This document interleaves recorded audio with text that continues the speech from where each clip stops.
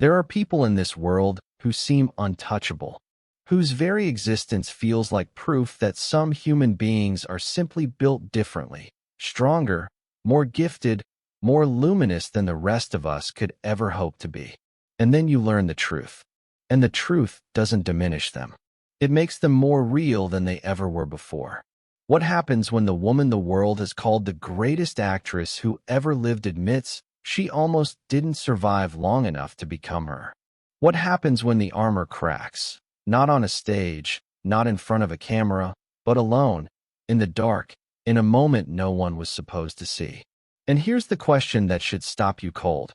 If someone with every gift imaginable, every award ever given, every standing ovation the world could offer, if someone like that still had to fight just to stay standing, what does that say about the battles the rest of us are quietly waging? Her name has been spoken in the same breath as Brando, Streisand, Olivier. She has 3 Academy Awards. She has survived Hollywood for 5 decades. But there is a story about Meryl Streep that almost no one tells. A story that begins not with a spotlight, but with a small, pale girl in a New Jersey suburb, standing in front of a mirror, trying on faces that didn't belong to her yet, trying to find one that fit. Mary Louise Streep was born on June 22, 1949, in Summit, New Jersey, the kind of town that smells like freshly cut grass in summer and wood smoke in autumn, where the houses are respectable and the expectations are quietly enormous.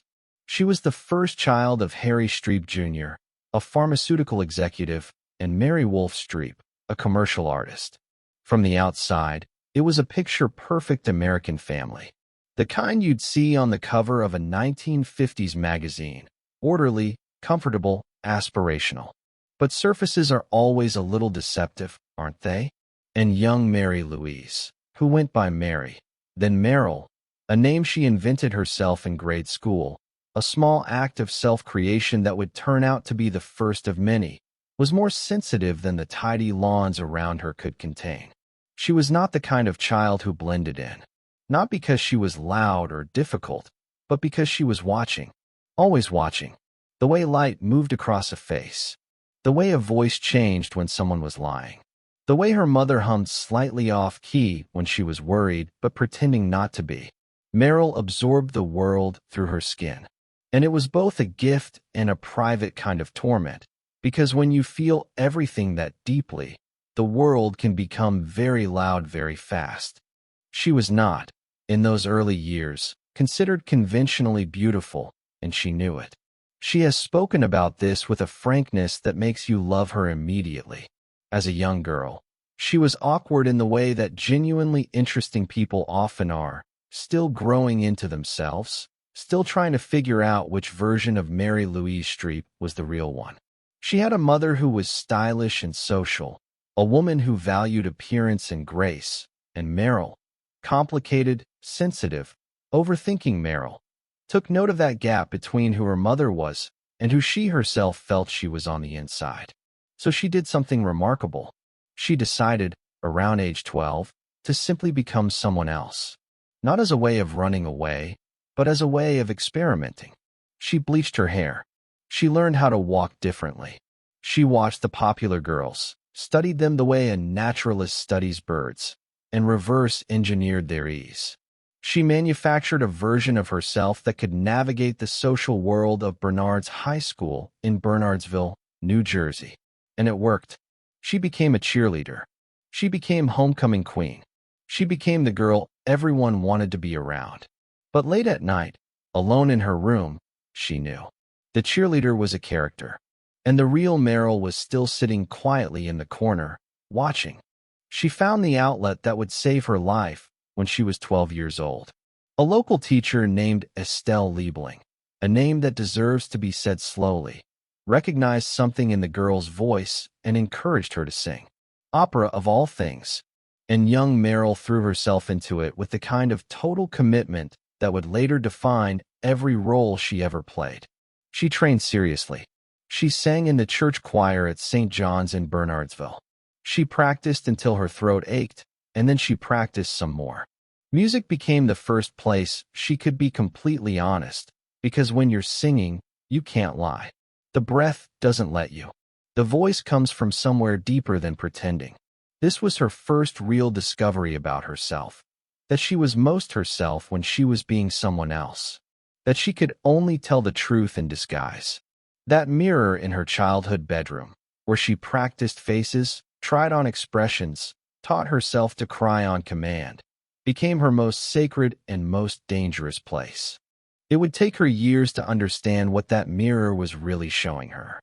The defining wound came during her years at Vassar College, where she arrived in 1967 full of the nervous energy of someone who has spent years performing for an audience that didn't know they were watching.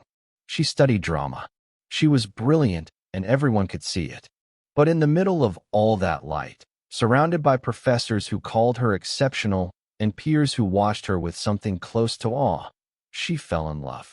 His name was John Cazale, and this is where the story shifts into something so beautiful and so unbearable that it is difficult to hold both things at once. She met him later, after Vassar, after Yale School of Drama, where she earned her MFA and began to understand the full architecture of what she could do. She met Cazale in 1976, when they were both cast in a production at the Public Theater in New York. He was 9 years older than her. He had appeared in The Godfather, in The Conversation, in Dog Day Afternoon. He had a presence that was impossible to describe and impossible to ignore, quiet and volcanic at the same time, the kind of actor who made everyone around him better just by being in the room. And Meryl Streep, who had spent her life trying on other people's faces, finally found someone whose face she wanted to memorize. They fell in love completely and without reservation. They moved in together. They talked about the future in the way people do when they believe they have one. And then John Cazale was diagnosed with bone cancer. The word lands differently when it arrives in a real life rather than in a script. There is no music to soften it. No cut to a different scene. There is only the doctor's voice, the fluorescent light of a hospital corridor, and the specific quality of silence that follows news you cannot unhear. Meryl was 30 years old. She was in love, and she was about to spend the next year and a half watching the person she loved most in the world disappear in front of her. She has described this period in careful, quiet language in interviews over the years, the kind of language that tells you there are things she still cannot fully say out loud. She stayed with him. She took care of him. She flew to locations for The Deer Hunter, a film they were both working on, and returned to his side. She held his hand in hospital rooms. She sat with him in the small hours of the night when the pain was worst. She learned what it means to love someone all the way to the end. John Cazale died on March 12, 1978. He was 42 years old. He had appeared in 5 films in his career, every single one of them nominated for the Academy Award for Best Picture. He left behind a legacy of extraordinary work. And he left behind Meryl Streep, who was gutted in a way she has never entirely recovered from and has never entirely tried to. Because some losses you don't heal. You just learn to carry them differently. And then, impossibly, heartbreakingly, the film that had to be finished had to be finished. The world didn't stop. Her career didn't stop. The camera was still there, waiting. And so Meryl Streep did the only thing she knew how to do when reality became unbearable. She stepped in front of it. She went to work. Here is the thing about hitting the lowest point when you are already extraordinary. The world doesn't see it. They see the work. They see the performance. They do not see what is happening inside the person giving it. In 1978, while Meryl was still moving through the wreckage of John Cazale's death, raw, undone, barely sleeping, she was simultaneously delivering some of the most precise and devastating performances of her career. She appeared in The Deer Hunter. She received her first Academy Award nomination. The critics praised her. The industry circled. And inside, she was a woman standing in the middle of a room where all the furniture had been removed, trying to remember what the room used to look like.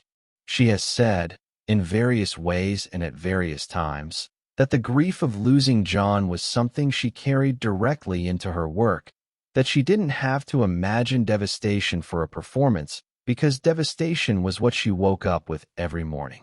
That is a brutal kind of alchemy, and it tells you something important about the cost of certain kinds of art. Some performances are not just performances. Some of them are wounds that got turned into something the audience calls brilliant without ever knowing what they're really watching. She met sculptor Donald Gummer just a few months after John died. Introduced by her brother, brought together partly by necessity and partly by something harder to name. They married in September 1978, 6 months after Cazal's death. The speed of it stunned people who knew her. But Meryl has always been direct about what happened. She was drowning, and Donald was solid ground. She needed to be held. She needed someone who would not leave. And in more than 4 decades of marriage, 4 children, 1,000 separations for work, a life that could have collapsed under its own weight a dozen times, Donald Gummer never left. The breakthrough, when it truly came, arrived with the force of something that had been building for a very long time.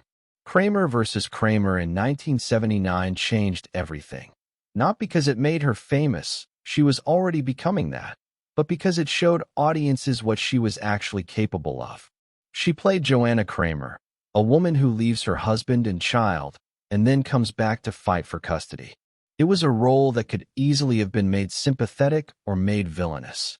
Meryl refused both. She played it true. She played it as a person, complicated, selfish in some moments, desperately loving in others, making choices that were right for her and wrong in every other direction simultaneously. And the scene where she sits across from Dustin Hoffman in that courtroom and is cross-examined. The scene where everything she is accused of being is laid out in front of her. She plays it with a stillness that is almost unbearable to watch. She doesn't defend herself with performance. She just absorbs it. She lets the words land on her body like blows, and she sits there, and she takes it. It was the most honest thing anyone had seen on screen in years. She won her first Academy Award, Best Supporting Actress. She stood at that podium and said something simple and gracious, and then went home to Donald and their new life, and probably, knowing Meryl Streep, immediately began worrying about whether she'd earned it. The rise was swift and total, and the kind of thing that happens once in a generation. Sophie's Choice in 1982. That is the only way to say it. Sophie's Choice. She played Sophie Zostawski, a Polish Holocaust survivor living in Brooklyn, and to do it, she learned to speak Polish, learned to speak a specific kind of accented English that no one born to it would ever produce, and then learned to suppress all of it, to make the accent feel like breathing, like something Sophie never thought about, because people who have survived what Sophie survived don't think about how they're speaking. They think about surviving another day. It was the most technically demanding role in American cinema at that time. The final scene. If you've seen it, you understand, and if you haven't, go watch it and then come back, is not a performance. It is a human being dismantling herself in real time in front of a camera. It is unbearable, and it is necessary, and it is one of the most important things ever committed to film. She won her second Academy Award, Best Actress, and she was 33 years old. What followed was the thing that happens to people at the very top of any field. The world began to expect perfection, and then, because perfection is boring, the world began to resent it. There is a particular cruelty that exists specifically for women who are too good at something for too long. It is expressed as boredom, as overexposure, as the whispered suggestion that maybe she is, and this word will make you want to scream, too mannered, too precise, too much. She went through a period in the late 1980s and into the 1990s where critics who had spent years calling her the greatest living actress began writing pieces about her decline, her sameness, her remoteness. Films came out that were not her finest. The box office numbers shifted, and the narratives shifted with them. There were pieces suggesting she had become a parody of herself, that the technical mastery had somehow replaced the humanity, that she had disappeared inside her own craft. It was not entirely wrong, which is what made it sting. She has spoken about this with characteristic honesty. There were years when she felt like she had lost the thread, when the work felt correct but not alive, when she stood in front of a camera and hit every mark and delivered every line with precision and went home feeling hollow. When you've been at something as long as Meryl Streep had been at acting, decades of absolute commitment, decades of turning real pain into performances that left audiences wrecked, the question of what's left, what's real, what's underneath, becomes genuinely dangerous to ask. Because what if the answer is nothing? What if the mirror she'd been looking into since she was 12 years old finally showed her a stranger? She didn't collapse. She recalibrated. The reinvention began quietly, and then all at once. Adaptation in 2002, directed by Charlie Kaufman, where she played herself, or rather, a version of the story being about a version of herself, and found inside that strange metafiction a kind of permission to be strange and funny and uncomfortable and weird. The Devil Wears Prada in 2006, which is on paper a commercial comedy about the fashion industry, and is in reality one of the most chilling studies of power and performance and the cost of excellence ever put on film. Miranda Priestly barely speaks above a whisper for the entire movie. She doesn't need to. Her silence is the loudest thing in every room. Meryl Streep based the character, she has said, on men. Powerful men. The kind of men who have always been allowed to be exactly as ruthless and exacting and cold as they needed to be to get the job done, and who were never asked to apologize for it. She asked herself, what does that look like in a woman? And then she showed us. And it was terrifying. And it was brilliant. And it made $400 million at the global box office and reminded everyone, critics, studios, audiences, an industry that had briefly forgotten exactly who they were dealing with. She collected another Oscar for The Iron Lady in 2011, playing Margaret Thatcher with a completeness that made you forget you were watching an actress. Her third, the most in history. And instead of releasing the kind of statement you'd expect, grateful, gracious, overwhelmed, she made a joke. She said she could feel the collective groan when her name was announced. And the room laughed. And she stood there with that third Oscar and made the room laugh, which is actually the most Meryl Streep thing she has ever done. The personal life truths are harder to talk about because they were never meant to be public. Meryl Streep does not give interviews in the way that most celebrities give interviews. She doesn't perform vulnerability on command. She doesn't cry strategically. When she talks about her children, daughters Mamie and Grace, sons Henry and Loudon, she talks about them the way a person talks about the only things that are truly theirs. She has said that becoming a mother reorganized her completely. That having children meant there was suddenly something more important than the work. That the morning school runs and the birthday parties and the homework arguments and the ordinary noise of family life was not a distraction from her real life, but was, in fact, her real life. Everything else, the awards, the performances, the interviews, the red carpets, that was the job. Home was real. And yet home was also complicated by the job in ways she is honest about. She was absent. She was distracted. She was, sometimes, more Miranda Priestly than Meryl Gummer, and you could see the children registering it before she did. She has spoken about the guilt of it with the kind of specificity that you only achieve when you've sat with something long enough to stop defending yourself against it. She missed things. She made choices that served the work and not the family. And she is not entirely at peace with it. The mirror in her childhood bedroom didn't only show her the faces she could wear. It also showed her the cost of wearing them. John Cazale's memory never left her. You can feel it sometimes, in the roles she chooses, in the way she talks about loss, in the particular quality of stillness she brings to grief on screen. She doesn't perform grief. She remembers it. And the thing about real grief is that it never fully ends. You just get better at living alongside it. She has carried his memory for more than 40 years now, and there is something about the way she talks about him, carefully, precisely, with a kind of reverence that is not performance.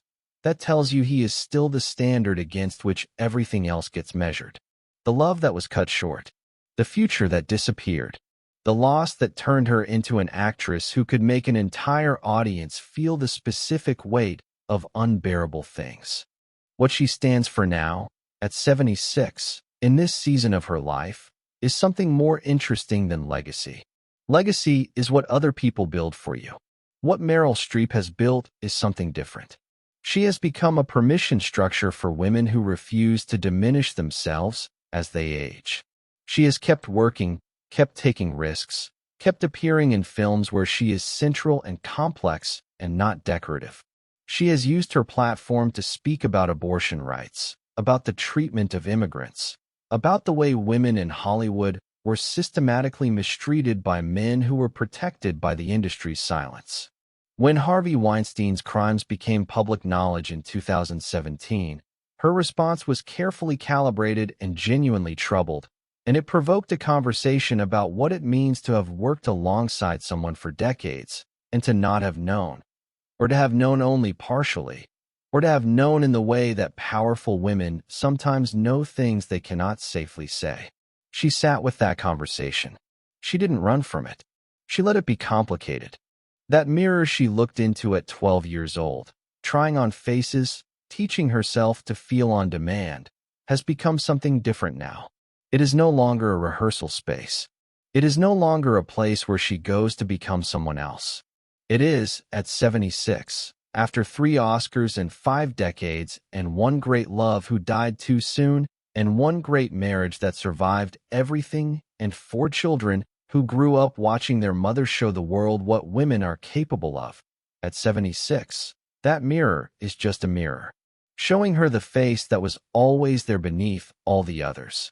And here is where I stop talking about her and start talking about you.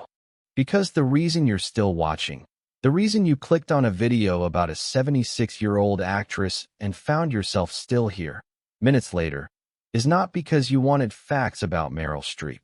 You can find those anywhere. You're still here because something in her story is touching something in yours. Maybe it's the girl who spent years performing a version of herself that wasn't quite real. Maybe it's the love you lost too soon, the one that reorganized everything and left you different in ways you're still discovering. Maybe it's the work you pour yourself into, the creative thing you keep coming back to, and the quiet terror that one day you'll look at it and find nothing left to give. Maybe it's the question of whether the face you show the world is your real face, or whether your real face has been waiting patiently behind all the performances, all the competence, all the getting through the day. You have a mirror too. You've had it your whole life. And the question Meryl Streep's story asks, the question she has been asking with every role she has ever played, with every face she has ever borrowed and then returned, is whether you are brave enough to look into it without flinching. Not at the version of yourself that is polished and functional and doing fine, but at the one underneath, the one who is a little lost, the one who loved something so much it broke them, the one who is still trying to figure out which face actually belongs to her. She has never pretended that art heals you. She has never said that the work solves anything. She has simply kept showing up, kept looking, kept finding something true in the borrowed lives of fictional women, and offering it back to us as evidence that the feelings we're most afraid to feel are exactly the ones that connect us to each other. That mirror in the bedroom in New Jersey. The 12-year-old girl practicing faces in the glass. She grew up to be the greatest actress in the world, but she also grew up to be a woman who still, sometimes, doesn't entirely recognize the face looking back at her. Just like you. Just like everyone. And maybe that's the real truth this video was always about. Not the devastation. Not the awards. Not the scandal or the grief or the reinvention. Maybe the truth is simply this. We are all still standing in front of that mirror. Still practicing. Still uncertain. Still becoming. The only question is whether you're willing to keep looking. Even when the reflection is harder to see than the one you've arranged for everyone else. What do you see when no one is watching?